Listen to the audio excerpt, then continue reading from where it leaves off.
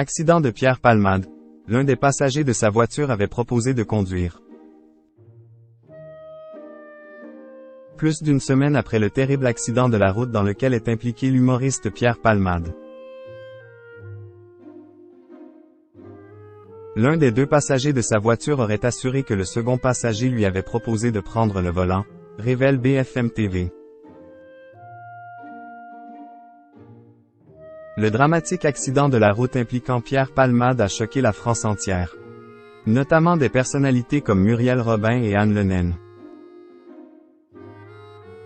Les amis de l'humoriste ont fait part de leur bouleversement à ce sujet dans les colonnes de Paris Match. Le 10 février dernier, le comédien avait pris le volant sous l'emprise de la cocaïne, avant de percuter violemment un véhicule avec 3 passagers à son bord sur une départementale de Seine-et-Marne. 3 passagers, parmi lesquels une femme enceinte de 7 mois qui a perdu l'enfant qu'elle portait, qui ont été sérieusement blessés. Le comédien a lui aussi été blessé. D'ailleurs, son pronostic vital avait été engagé pendant un temps. Dans cette affaire, de nouveaux éléments sont survenus ce samedi 18 février.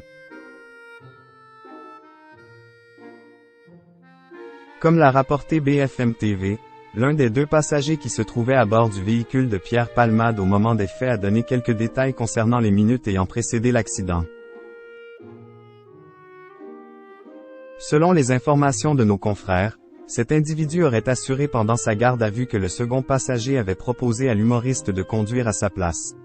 Ce dernier aurait décliné l'offre. Pierre Palmade aurait consommé des drogues de synthèse.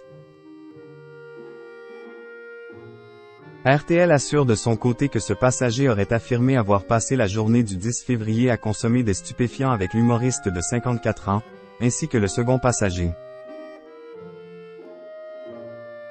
Il aurait également confié que l'artiste avait consommé des drogues de synthèse 30 minutes seulement avant le terrible accident.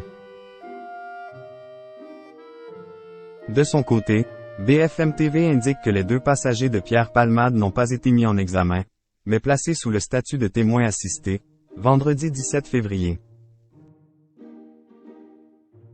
Après le choc, les 2 hommes avaient fui les lieux. Finalement, l'un d'eux s'était rendu, alors que le second avait été interpellé quelques jours plus tard. Pierre Palmade a été présenté à un juge d'instruction, à l'issue de 48 heures de garde à vue depuis sa chambre d'hôpital à Melun, Seine-et-Marne, vendredi 17 février. Poursuivi pour homicide et blessures involontaires, il a été mis en examen par le juge des libertés et placé sous contrôle judiciaire avec bracelet électronique, avant d'être admis le jour même à l'hôpital Paul Brousse de Villejuif, Val-de-Marne.